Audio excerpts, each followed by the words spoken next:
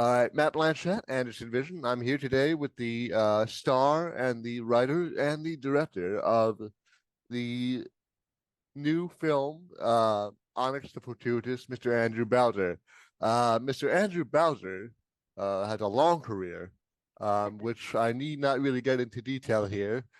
But suffice to say, he's been making YouTube videos and just working on Nerdist media shows and feature films and short subjects for quite a long time.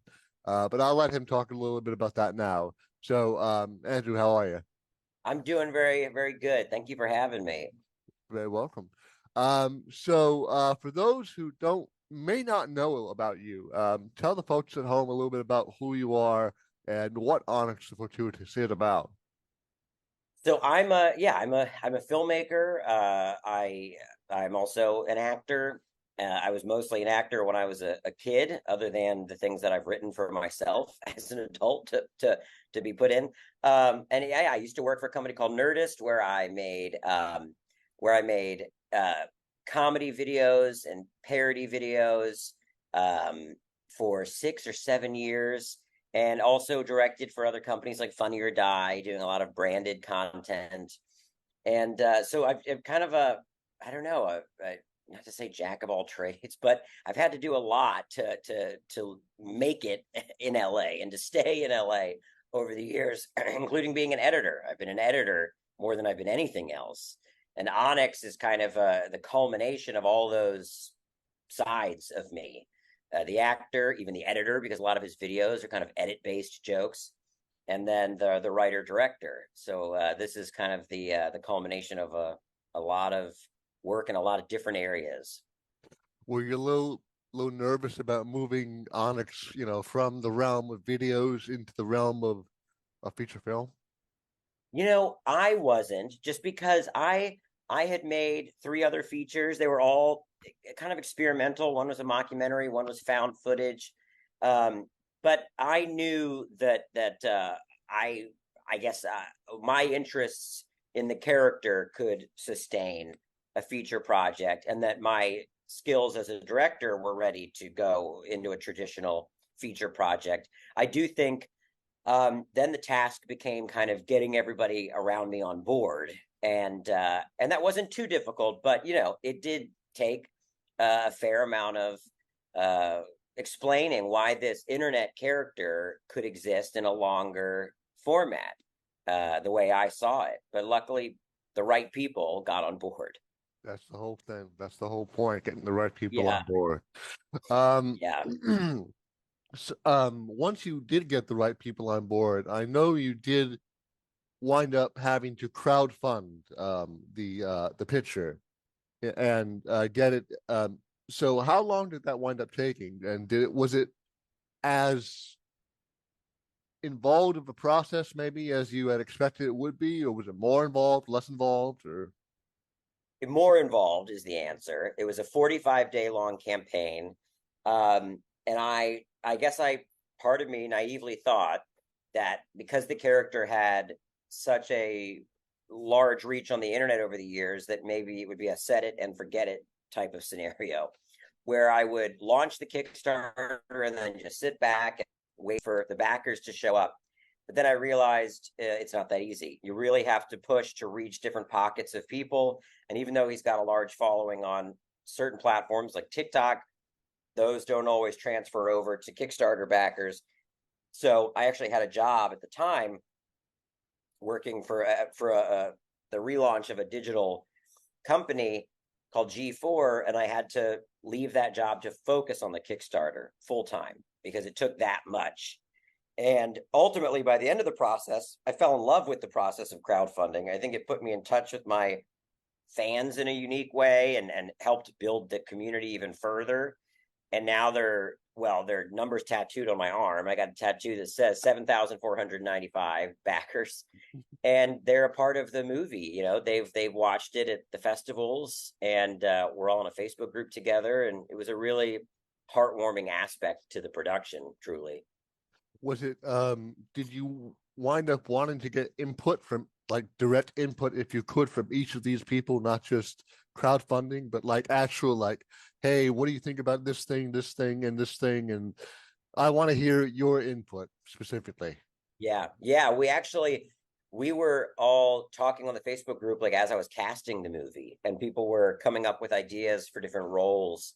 And they were asking questions like, well, hey, what happens if you don't get the rights to this song? Because we read the script and we know that you plan on using this song. And I would talk about my backup plan and even locations. When we were looking for locations, people were putting that into the Facebook group and saying, oh, there's this great mansion where I live in Oklahoma, or there's this great place in Pennsylvania. So yeah, they were very much involved and continue to be so. Did you wind up shooting in Oklahoma or Pennsylvania? No, we wound up in Massachusetts, in Western Ah, Massachusetts.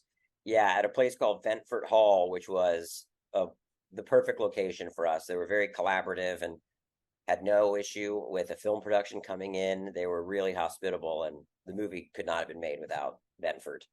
it wasn't too difficult trying to get the whole cast over to Western Massachusetts for the shoot. No, I mean that was a concern, but shooting in LA or shooting where a lot of them live just would have been cost prohibitive. So getting them to Massachusetts and then getting our crew there, which just had to happen. But luckily, we also found a lot of local Massachusetts crew and a real rich artistic community there in the Berkshires with the theater. There's so much theater in that area. So there were a lot of artisans and craftspeople like ready to work on something like this. So it just couldn't have happened without us landing in that specific area. That's a really great thing to have, that you have this rich Oh artistic gosh. community. Was it, Yeah. did it, this whole sort of process, how has it compared, I guess in particular to your first feature, Mother of Invention? Yeah. I think the the biggest thing I've taken away from this film, and for better or for worse, is that because it was a character that I had done for so long, I didn't have as many questions about how should this be done, or is this the right tone, or is this the right joke. I know Onyx so well, and I say for better or for worse because it can make me a little uh want like have a single vision. and I know what Onyx thinks and what he would do in a film like this, and I know how I want to execute it. So I think that was ultimately to the benefit of the film because it got it done quickly. You didn't get lost in notes, and you didn't get lost in, well, what if it took this shape or that shape. I know what the Onyx movie should be. And I think when I started off, I questioned my own instinct more, or questioned my own voice more. And I thought, well, I want to shoot the scene this way, but I know that's not how everybody would do it. Should I be doing it the way I've seen in these other projects? Whereas with Onyx, I know I want to do it my way, for better or for worse. And so it made me a little more steadfast. Was it, you did mention a little earlier, that it had such a large following on TikTok. Were you a little worried that, some of what you shot and some of how it was paced maybe wouldn't translate that well, or were you completely confident that it would? No, I mean, my instincts are very much a blend of kind of old school storytelling instincts. Um, some of my favorite films are Back to the Future uh, and obviously Gremlins and things like that. But then I also have had to, in order to keep this character going, and in order to have a job in LA, work on the internet and work in places that need to get certain amount of clicks and a certain amount of subscribers. So I'm of two minds. And I hope the movie is a good blend of those instincts where it is paced and structured a little more traditionally, but hopefully there's enough, kind of energy throughout to where it will still appeal to people that like the quicker short form content. But yeah, we'll see because it's a blend of those two worlds. I mean, you don't. I'm sure you probably don't expect somebody to post the whole thing on TikTok, but I'm pretty, Right. yeah. But I'm pretty sure, hopefully, that it gets eyeballs from TikTok onto, people going out to the cinema, going to, looking. How did you? I know it wound up premiering at Sundance. How did you wind up getting it there? What was that process like? it was literally just a cold submission. We just submitted the film to Sundance, Wow. and then I don't know, 6 to 8 weeks later, got a phone call from one of the programmers. Honestly, I didn't know. I must have thought we had a chance because I submitted, but um, I did not. I did not think a movie that had no, we had no sales agent attached when I was submitting the film. I have no agent, and at the time had no management. The film was a true indie, and I don't know enough about the process and how the system works with these larger festivals to know if we really had a shot being that under the radar. So the fact that we did, and that Sundance sat and watched that link and shared it to their programming team, and that it was discussed until eventually they decided to select it, is really, I mean, it's mind blowing to me, and I'll be forever grateful that they did that. But it was just a cold submission. You had no in whatsoever. It was just no one on the programming team knew who you were. I mean, Exactly. maybe somebody knew who Onyx was, but maybe not. Exactly. It's possible that they knew some of the videos and thought, okay, well, let's see where this goes. But they just as easily could have turned it off because of that. They could have thought, "Whoa, is this that viral? This guy's a meme, not a filmmaker." So I'm just so happy that they gave it the time of day. But I mean, you are a filmmaker, so not Yeah, just a me. So I for mean, you have, sure. with all your industry experience prior to this, I mean, to think that you were worried even that a cold submission might get rejected. I mean, do you feel like your faith in the industry has sort of been restored or validated even? That, oh my God, all this work that I put in, all this, elbow grease I put into this, Yeah. somebody's been, keeping an eye out for me.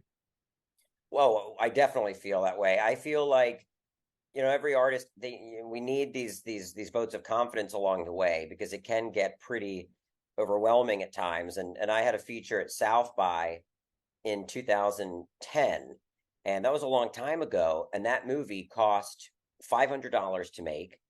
It was a found footage horror comedy. And similarly, I didn't think there was any world where I would get a call from South by Southwest to play my Goatman movie.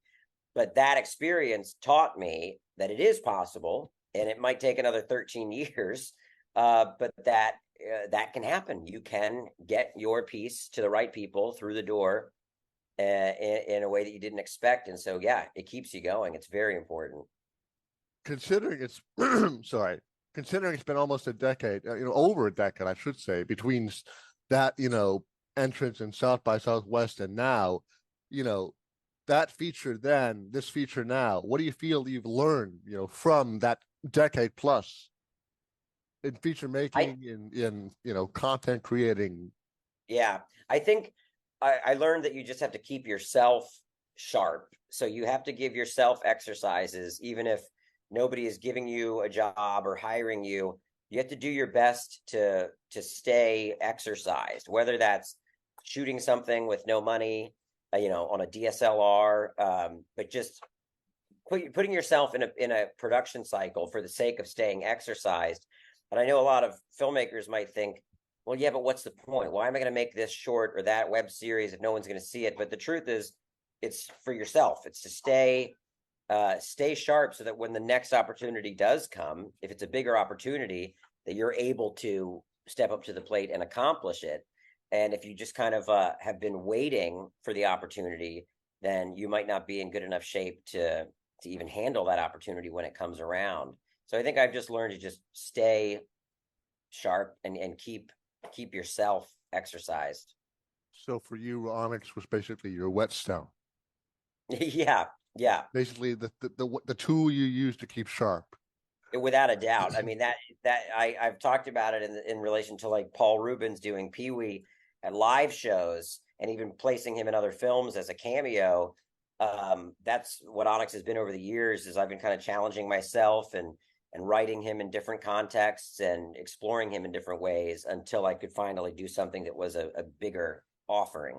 So this was basically just, you have this whole range of being able to write for this character, and now you're able to go and say, I can apply this whole range basically to something that, I've got all my bases covered, so to speak. Yeah, yeah, exactly. And I'm so thankful that I had that time to build with him to where when I sat to write this movie, I wanted to do, I wanted to make this movie with this character. 5, 6 years ago, it might have been something else that I didn't care as much about, but I really care about the story that we've now told with him. And the Kickstarters, I'm sure, care about it deeply too. That Yeah, whole they that do. whole number of, have you been hearing from people who've been able to, see it either at festivals or just at cinema showings? What have Oh they been yeah, saying? it's been wonderful, and it's been great to see people that know the character respond to the film, but it's also really wonderful to see people that don't know who Onyx is respond to the film. And it takes a little bit of time for them to acclimate and get into the tone of the world. But once they do, they really have a good time. And some of the best compliments are people coming up to me at the end of screenings and saying, I didn't know who you were. I didn't know what Onyx was, and I had a blast.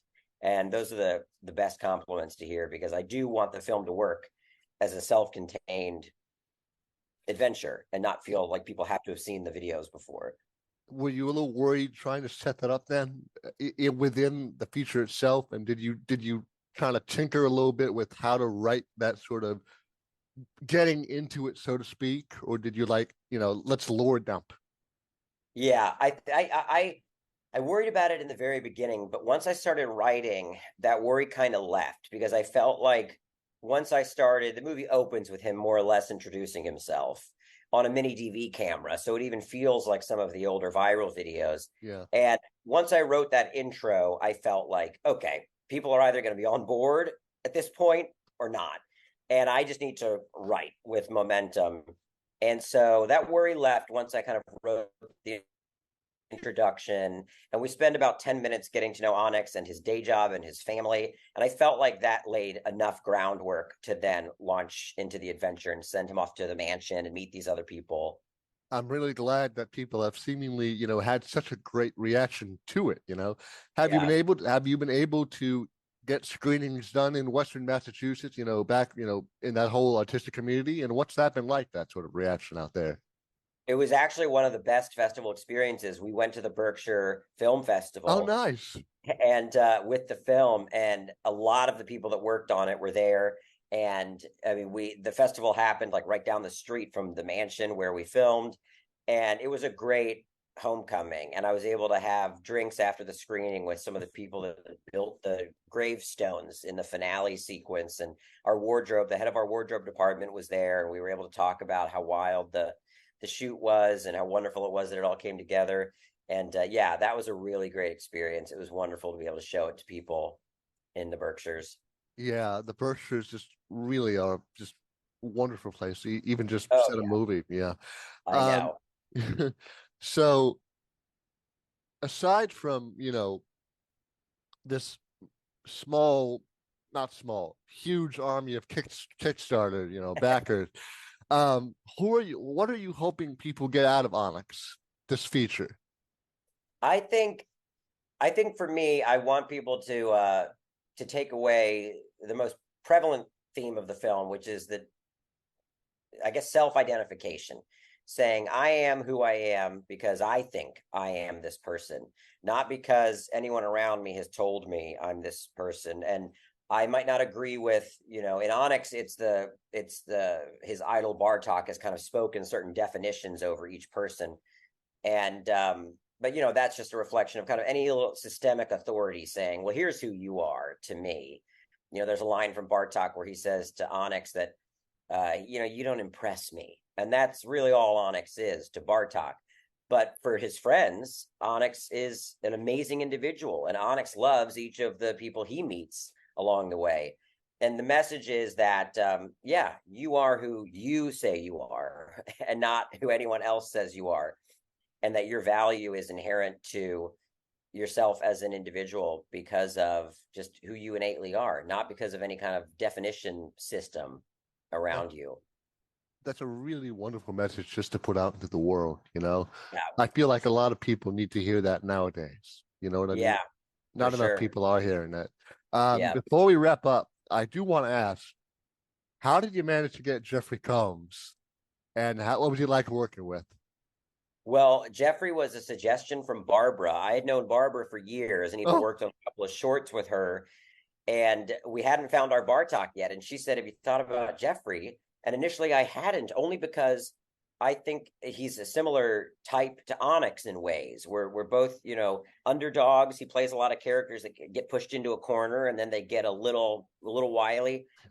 But she said, "Yeah, but he is an actor with a lot of depth, and I think he would absolutely love a role like this, a big kind of hammer horror villain role."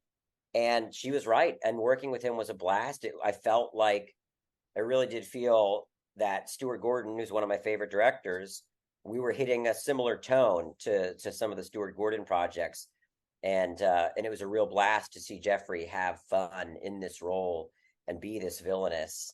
Yeah, it was a dream come true. yeah. I mean, anytime you can get Jeffrey Combs on any sort of project, villain or not, my God, Yeah, he's incredible. yeah, So we'll wrap this up. But I just wanted to say, I was really pleasantly surprised to see, just to look at my listings and to see Onyx the Fortuitous was playing in theaters near me. That was yeah, like, right so on. that was a real, just to see the reality of that.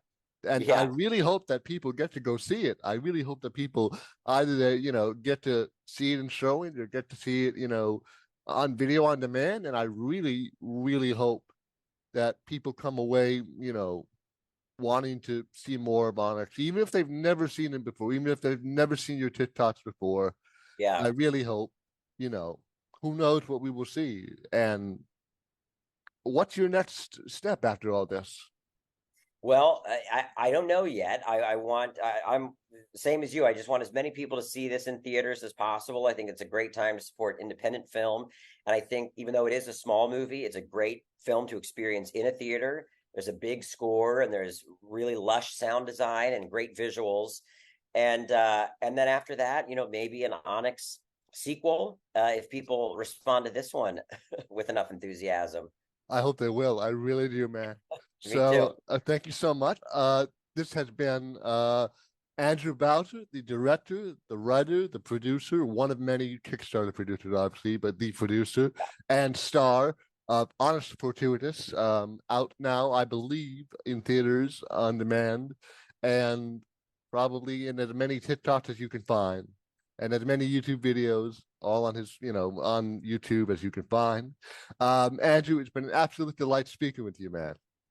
Real Thank you. pleasure. Same here. Thank you You for have a having all me. right. You have a wonderful